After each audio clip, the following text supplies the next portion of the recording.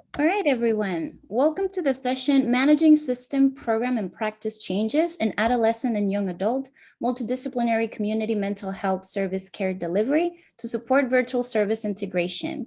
Our wonderful presenters for this sessions are Bria LaPlusa, Ava Schneider, and Rebecca Johnson. We're excited to share this space to listen and learn from you today. So Bria, Ava, and Rebecca, the mic is all yours. Awesome. Let me switch my screen. Hello, I'm Rebecca Johnson. Welcome. Thank you all for coming. Bear with me a little. This title is a little bit long. Ari, you did a great job reading it. Basically, we really do love wordy things here at Thresholds and in Chicago. So our presentation today, we're going to be talking about integrating virtual services into community mental health organizations, sort of how we did it, lessons we learned over this process, and kind of what's next and how to support other agencies and help having this be a thing. Before we get started, we're going to do some quick introductions in just a minute, but I wanted to take a moment to thank you all for allowing us to be here, and also wanted to give some big shout outs to some folks that weren't able to present with us today, that were a big part of the creation of our virtual guidebook and some of our practices that we're going to talk about today. So Dr. Vanessa Klodnick, Christina Slackham-Jones, and Autumn Crow. Plus, we want to always give a big shout out to our funder, Neidler, which we're going to talk about a little bit about how we were able to pivot in a big project we were working on over the last couple of years to really learn more about virtual connecting. We also want to just say that none of the presenters today have any financial conflicts. And Bri, want to jump in with some introductions? Yes, hi everyone. My name is Bria LaPlusa. I'm a certified recovery support specialist, and I worked as a peer provider between 2019 and 2021 on a community support team with youth and young adults. So I adapted to the use of virtual services throughout the pandemic in my role, and I also applied this experience to the creation of the virtual guidebook that was kind of the inspiration for this presentation. I currently work on the research and innovation team with Ava and Rebecca, among others, and with a focus on peer services and their role in systems change. Also, my pronouns are she, her. Hello, I'm Ava Schneider, and I work at Thresholds with Rebecca and Bri on our innovation and research team as well. I came to Thresholds as an intern, actually, like right before COVID, a couple months before. So it was very interesting to transition into the virtual working world and to see how kind of everything came to be as an intern and kind of as a young adult as well, which is, we'll kind of get into this a little bit later, but the population that we serve. So it's interesting to kind of see the parallels in my work and my personal life.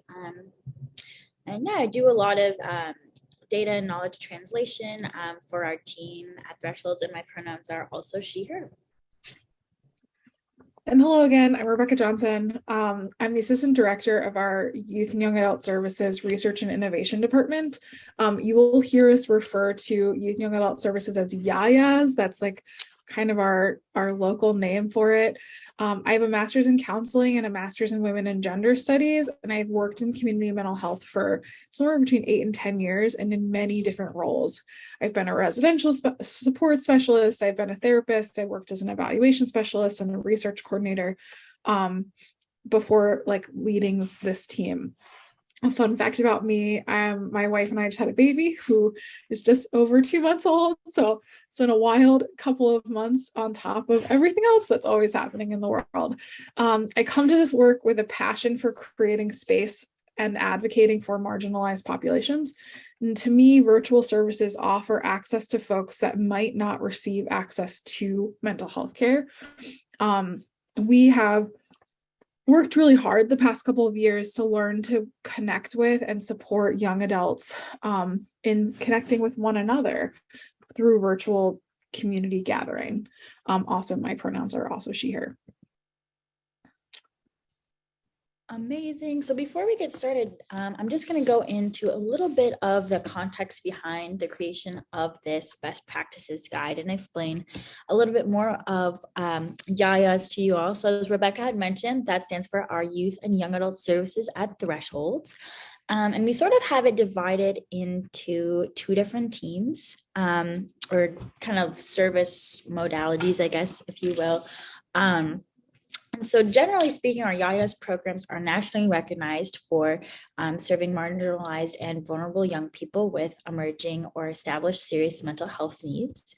And our first set of programs I'll discuss is on the right and the kind of darker red, which are community-based programs. So the first is Emerge, which is a multidisciplinary team designed for those ages 17 to 26 with a variety of mental health needs that provide services in the community, home, and office. And then we also have our Mind Strong program, which has two options within it. So the first is an early intervention program for those 13 to about 25 at clinical high risk for psychosis. And our second Mind Strong program offers coordinated specialty care for those from 14 to about 40 with a recent onset of psychosis.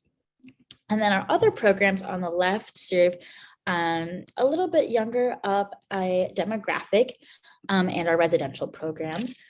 So the first is our Mothers Project, which is community-based transitional apartment living for those 17 to 21 and their children in DCFS care. And then we also offer two other programs kind of housed under the Mothers Project. And our first is for those 16 to 24 experiencing homelessness. And then we also have another program that provides linkage services for families that are experiencing homelessness and are 18 and above. And then we have two other community-based programs as well that offer these sort of living communities. So one is REACH, which is community-based transitional apartment living. That also comes with comprehensive services for those that are ages 18 to 21 involved with DCFS or juvenile justice.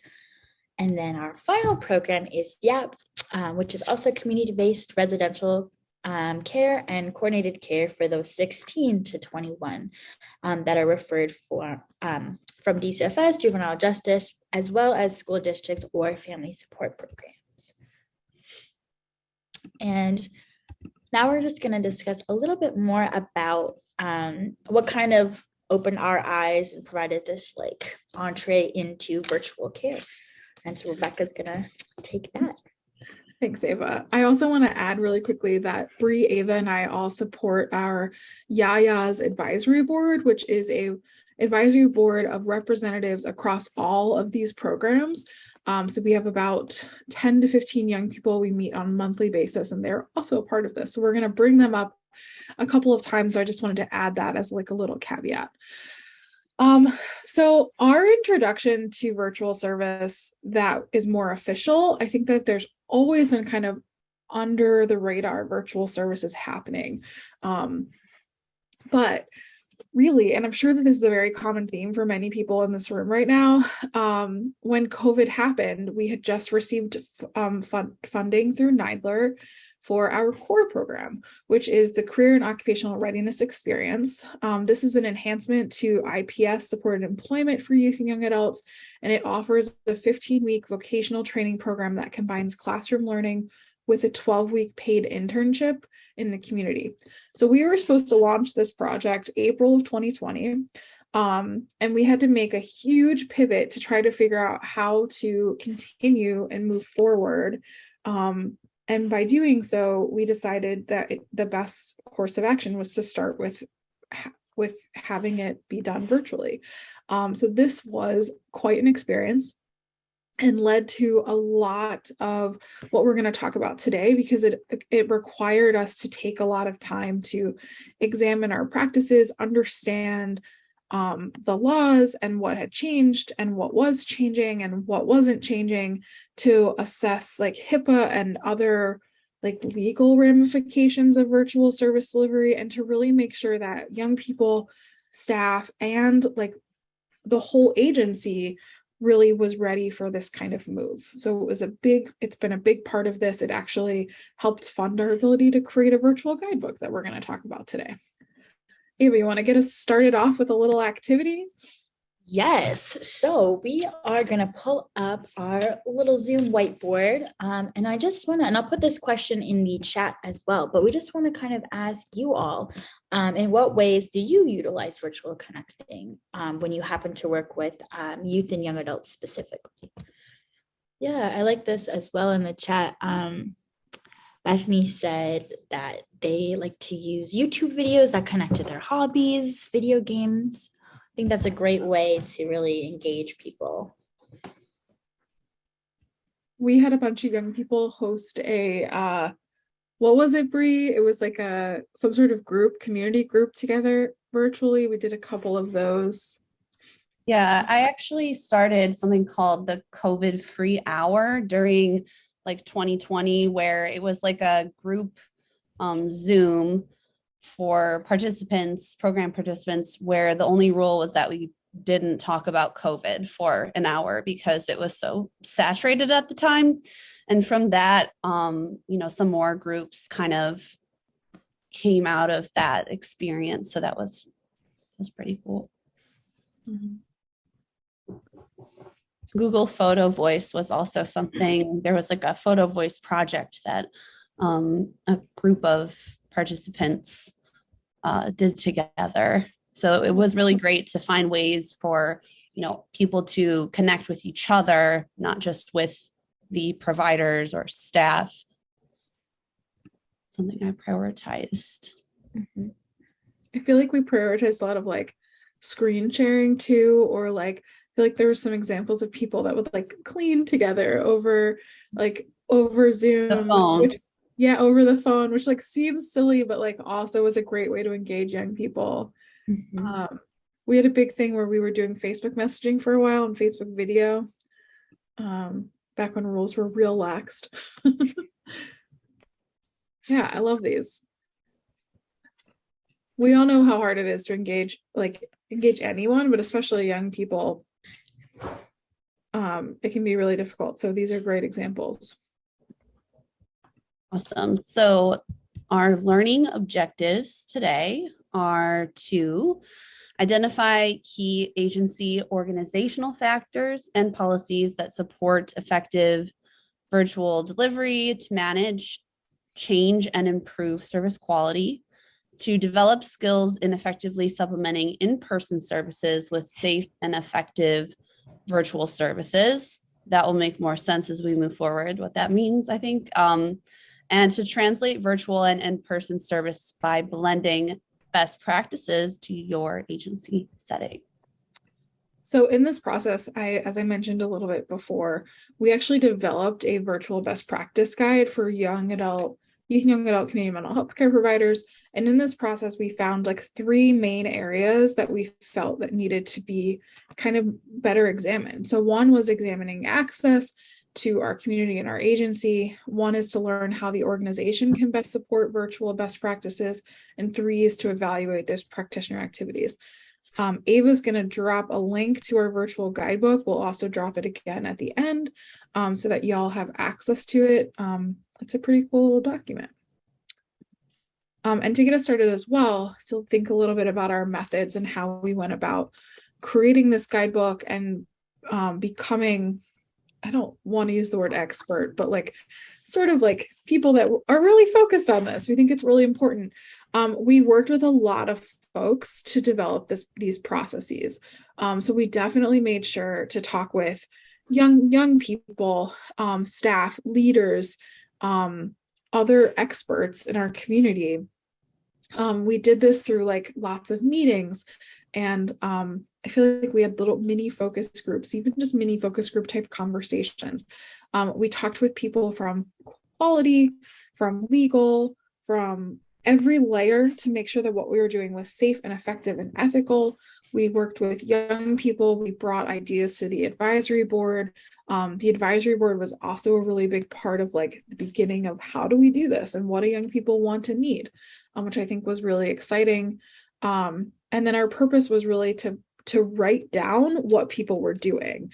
And sometimes I feel like in this field, we have a tendency to forget to write things down. We have a tendency to just do, which is super important. But our goals and our jobs really in our research and innovation department is to try to get things out there in writing to make sure that there's something that can live on and can help other practitioners. Yeah, so one of the first steps in our process was examining access, and our team sort of served as the connectors for this entire project. We wanted to create and share resources, make sure people actually had access, and achieve some of the goals we have listed on the side here, which I will get into. So we first wanted to understand the comfort and need for virtual technology.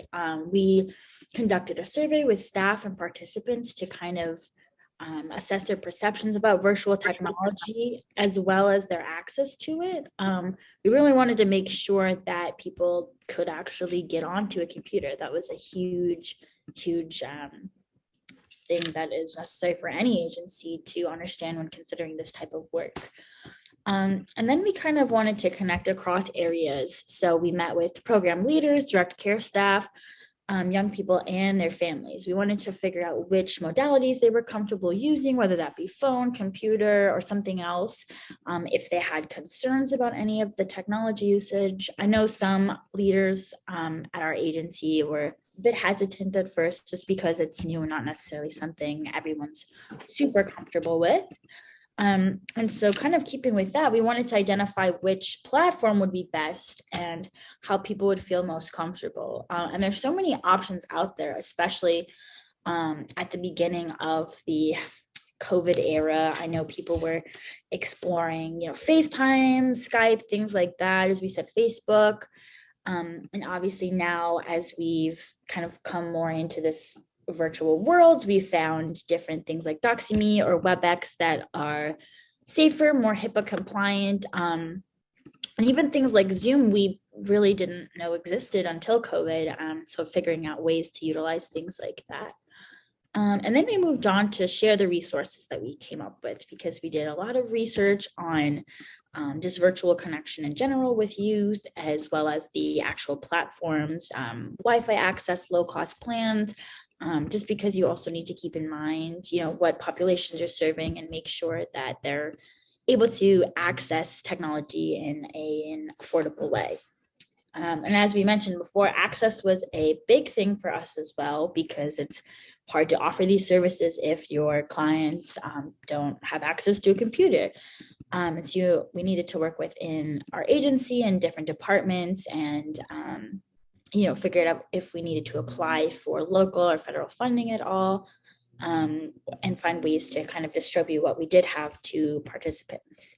And then finally, we want to evaluate our practice. And evaluation is a huge part of what our team does at our agency.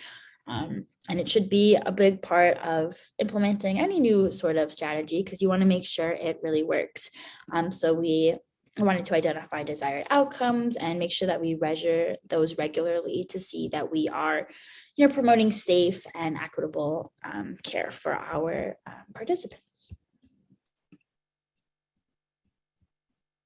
And what we did find is that there are tons of benefits to virtual connection. Of course, it comes with its challenges, which we'll discuss later, but there was just a multitude of benefits. So one of the first things we realized was that virtual connection is a great way to boost engagement of hard to reach populations, including particularly vulnerable and marginalized young people. Young people were raised online. Speaking from experience, it's fairly easy for us to navigate platforms, and often where many young people feel safe. And it's also a lot easier at times to get a young person to turn on their laptop and to log into Zoom than it is to ask them to get up early, get dressed, take a bus, walk around. Especially it gets very cold in Chicago, walk around in -2 degrees to go to a therapy appointment that they might not have wanted to go to that day. And additionally, when a participant is kind of in their home environment or their residence, it's a lot easier for practitioners to observe them in an environment that they wouldn't have access to in person. Seeing a young person in their home is a lot different than in the office. And kind of in keeping with that, if a young person is attending a therapy session at home or in a residence, it's a lot easier to improve efficient and effective partnerships with family or key supports at a residence, a staff member. And you can see the people that would be there to encourage them to, attend groups or whatever the service may be, when you can see them right there. And another thing that we discovered was that virtual connection increases flexibility, allows for stepping up or down support, and providing tailored services when and where most needed. We were able to break up meeting times into shorter, more frequent increments if that worked for people. It was easier to have flexibility because if there's a no-show, a practitioner doesn't waste like a half an hour on drive time. And additionally, as we had mentioned before, you can engage in new activities like cleaning an apartment. If someone is struggling with that, it's a lot easier to actually be able to almost do it with them than to just say in the office, like, well, we'll work on that. You can actually work on it. And then finally, virtual connection provides opportunities to better understand the dynamics of young people's lives and to partner with them in non-stigmatizing ways. They're comfortable, things are flexible, it's just a lot easier. And now we're also going to move on to talk a little bit more about the organizational best practices. Thanks, Ava. So along with just sort of the examining and making an understanding, we spent a lot of time just learning to understand how these services were going to benefit in the long term, right? Like trying to identify what if virtual connecting was something that was going to continue, or if it was going to be something that existed in this pandemic world and wasn't going to continue after that. So through this, we spent a lot of time supporting the agency and looking at things from that organizational level to make sense of and figure out how to continue these processes and moving forward. And so Ava's talked about some of the benefits and challenges, but this also includes some organizational benefits and challenges. There's always like lots of concerns that happen, right? So when people think virtual connecting, there's often a lot of negativity that comes out. There's often a lot of fear. There's also are we not seeing clients in person anymore? And that's not what we have ever felt is the best thing to do. It's just a matter of having other options. Some of our challenges also include ethical considerations, making sure that we're being open to the needs of young people, that we're considering all of the potential harm that can be done by not seeing someone in person, or just like general access through the internet. Another big piece for this organizational view is really learning from the virtual champions around us. There are already folks at every organization that are already doing this work, and often doing it behind closed doors. There's also a lot of staff that aren't using technology, which we will talk about again in a minute. Really focusing on these virtual champions, allowing like openness to allow them to kind of grow, to teach each other, to be a part of that change is really important. And then providers must train staff in virtual service delivery and promote use. This is something that's not going to happen overnight, something that happens through a process and through working together. There we go. So we learned a lot of hidden treatment engagement benefits to virtual services. This includes the opportunity for observation, as Ava briefly described as well. If a young person will want you in their home, but they'll meet with you over Zoom and you get an idea of what their home looks like, or maybe ask them for a tour. There's lots of ways to make virtual connecting just as engaging as in-person connecting. It's all about being open and silly and fun and whatever works for you and the young person that you're working with. Another thing is like engagement when away. So we had young people that go on trips, or we know during COVID people would like go stay someplace else for a period of time. It allowed engagement and service to not have to end or stop because of a lack of being in the right place at the right time. It also helped with young people and families that were afraid of different illnesses, or maybe someone's not feeling well, but they're up to meeting virtually, but they just don't think they should come out. There's lots of ways that this can continue service delivery without there being major interruptions. It allows for engagement across contexts, maybe including family, maybe including pets, lots of little things that help engage young people. Another area was crisis intervention. Lots of times crises don't magically happen when a young person comes to the office or when a staff is able to get to a young person. And this allowed for better assessing and faster turnaround and figuring out what a young person needs, what a family needs. And lots of ways to benefit staff engagement with each other as well.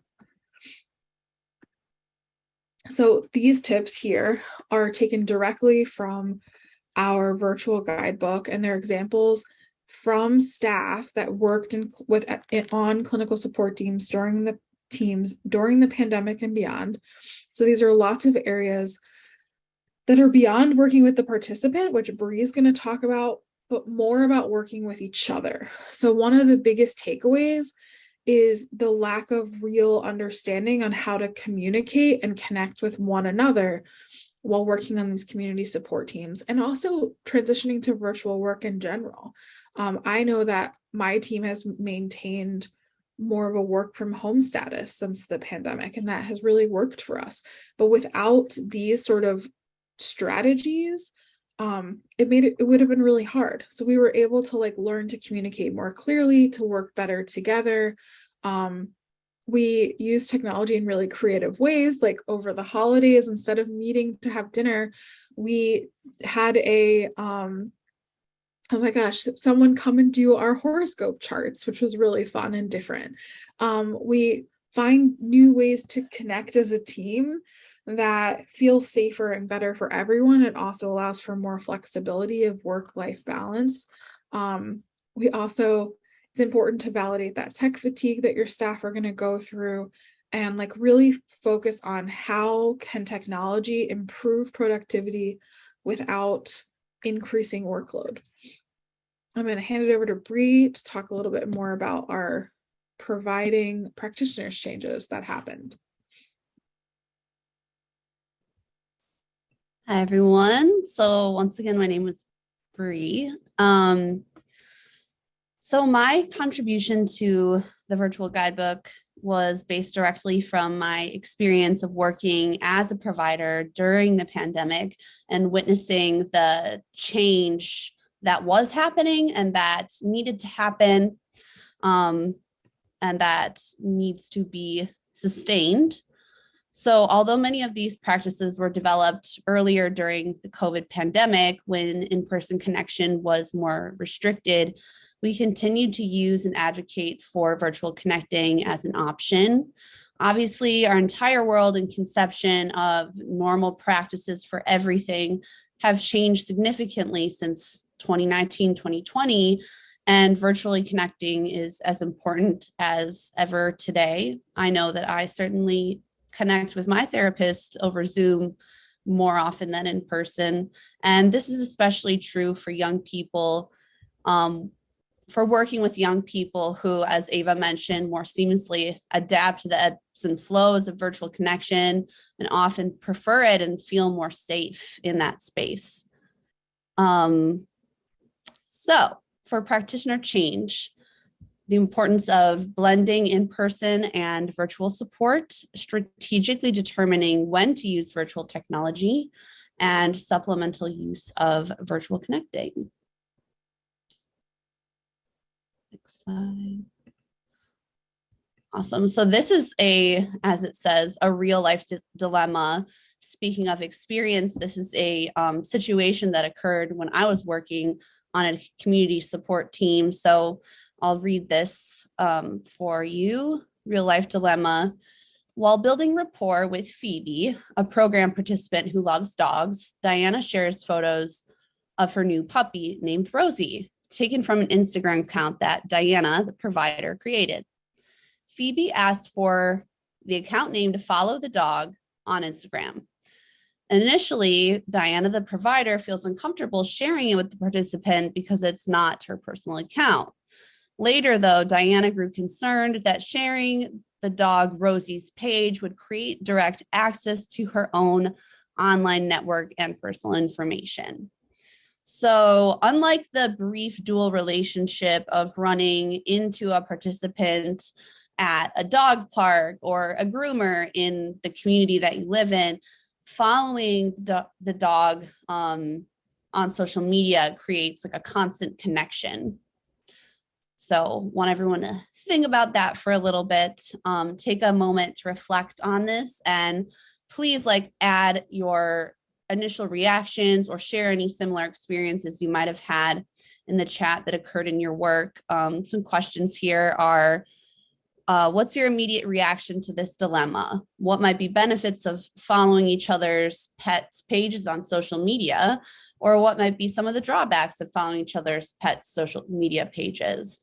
So this is practitioner and participant. And are there any other considerations that are important to think about, such as culture, race and ethnicity, gender, sexuality, age, anonymity, other? So I think that we're gonna drop those questions in the chats and go back to the slide with the dilemma and just give you a moment to think and share on that. Curious to hear what you all think.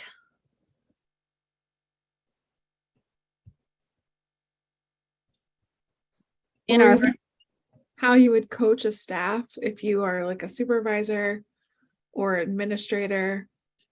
What are your thoughts? This is actually something that I witnessed with my coworker, who didn't think about the connection it could create with the dogs page. So, and in our virtual guidebook, there are a couple other scenarios as well, like this. One of them is using dating apps, seeing a client on there, or seeing your provider on there. Like, this is all real world stuff that happens all the time. And especially we're talking about working with young people. So when you're close in age, that kind of increases things as well. Yeah, I don't know if anyone has anything to say, or we could move on. Or if it's also an interesting dilemma with staff as well, because with staff with one another, because our access to each other is so different than it once was. And I know that Bria, you and I have talked about following each other on Instagram and whether or not that's okay. We got Linda, following each other's page may give a way to check in on the person without actually doing so, but also gives them access to your information. That's a really good point too. Being able to see their information. Might not advise to share, as it's easy to link any form of social account to other personal accounts. Yeah, I think that point is of linking accounts is so important, and I feel like it's something that people forget about a lot, but it's so easy to find so much information from just little links. That's true too. If someone wants to find information and even has your Google Voice or your professional number, I mean, especially young people are savvy with this. So it's kind of oh, you don't want to give information, but at the same time, also knowing that it's kind of always available. So for me, I feel it's more so around just boundaries and comfort in that way. And, I worked as a peer support specialist. So that's another layer of the, maybe therapists or other clinicians might be well, of course not. But that's kind of where we're getting into these gray areas with virtual connecting. So I'm loving these comments, Christy and Linda, and Levine. Christy said, I have alternative social media accounts for use in the professional world. That might be one way to get around this. That is true. Maybe if your pet account was connected to your professional account, then it wouldn't be. It maybe is a different kind of gray area. And it's definitely true that they'll find you. Might ask you who in their life do they want to share that account with, and why it's important to share to share their world with these people. That focuses on the role we have in identifying and building a youth support network that will carry them through life. I like that. It's a really good conversation to have. That's super interesting. I actually never thought of like a social media page that way, as Christy just listed, but yeah, it could be, has so many different functions. I feel that part of this is just the fact that context shifts so much depending on the way that virtual connecting is being used, even with the platform. So thanks to everyone who shared, and obviously feel free to drop something in the chat if it comes to your mind later. I like that, Christy, because it also kind of opens up, conversations we have about like, well, what if I run into you at the grocery store, or what if I run into you in these places? But it's like, it's social media as well. We've had a lot of conversations too with young people around like social media safety and like scrubbing in general, and how like anything you put on there is public, modeling boundaries for them. I like that. Yeah, I like that part a lot. Yeah, I'm really curious about your job as a Child Welfare Academy trainer, Christy. I feel like we'd have a lot of things in common. I like that. I feel like we probably do too. I'm sitting back here silent. I know sometimes it gets lonely as a trainer to only hear your own voice. So here I am popping in. But yeah. Thank you. So yeah, thanks for the conversation. It's good, Yeah. Good conversation to have. Awesome.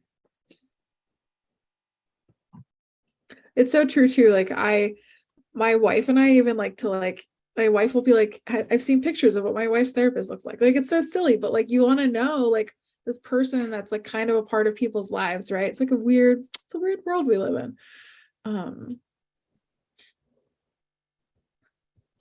It's not all bad. It's not that weird though. I don't think it's weird. Not. That's the thing. Like, this is all normal stuff that we're going to encounter, whether there was a pandemic or not.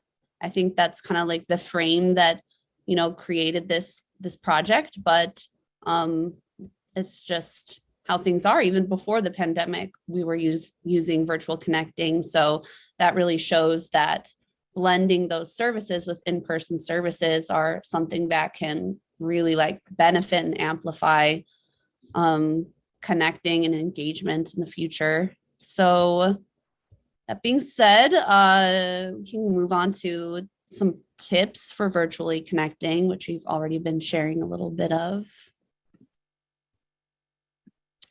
Yeah, so these tips were also just created directly from the experience of working in the community, as well as the teams-based tips. But something I like to point out is that many of these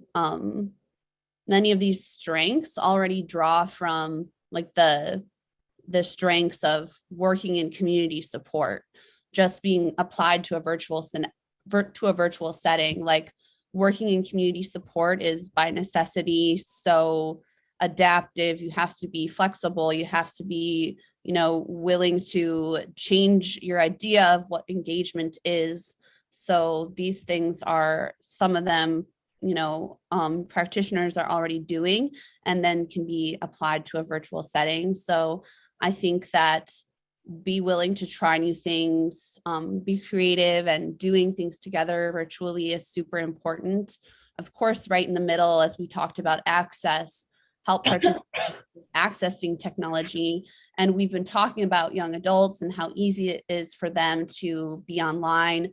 And that might be true, but I know that I certainly worked with a number of young people who didn't have a phone, who didn't have internet or a computer. So that changed things as well. And then, working with different populations, including people who are older, it might be with actually literally helping them to figure out how to use this technology or how to trust it. If someone has distrust in technology, which is extremely valid. For some people, it feels like the safest thing. For other people, they're very averse to it. And then safety within virtual spaces is even sort of another conversation within this conversation. But with that, checking in regularly about privacy and preferences, I know that that is a way to help people feel in control, to remind them, so they don't maybe feel out of the blue, like trying virtual activities we talked about, virtual groups. Then things like dividing your appointments. It could even be something like, maybe for half of an hour-long appointment that week, you do the phone or you do Zoom, and then they have another half hour to meet in person. It might sound like a lot of work, but it can make things, can help engagement. Splitting time between phone calls and video conferencing, mixing it up.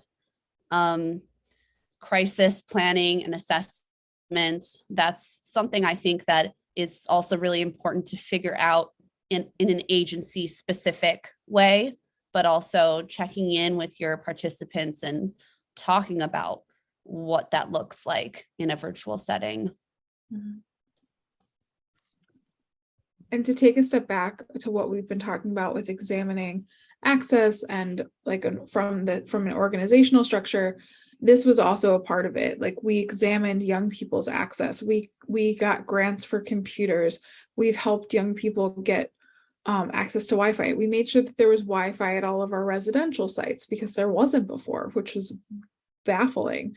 And so anything that like where we kind of came in with this sort of assessing and figuring out what was needed was also in making sure that young people had as much access as we could get them to be able to continue these virtual connecting during like just in any time.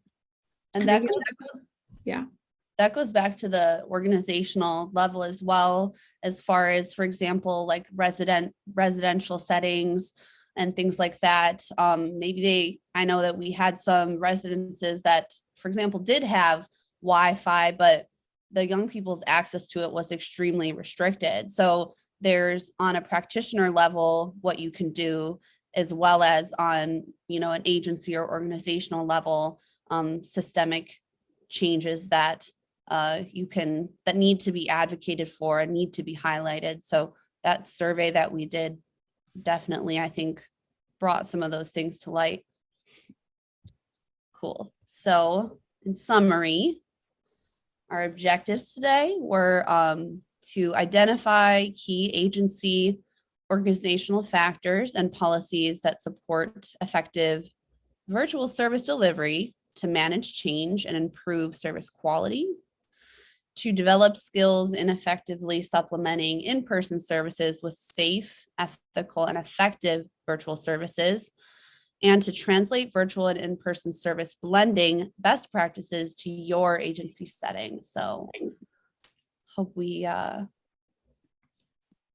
some of these resonated with you all today. There's a link here to, again, access, which we'll drop in the chat again, to access and share the virtual best practices guidebook, which has just a lot more content around the conversation that we've had today. And from the time that was put out to now, things have, of course, changed as well. And some of it has not. So yeah, and Jen, thank you all. If you have any questions or comments, please feel free to contact us directly. Our emails are up here. I think we'll also throw them in the chat. And yeah, thank you all for your time today, for your comments and your attention. And yeah.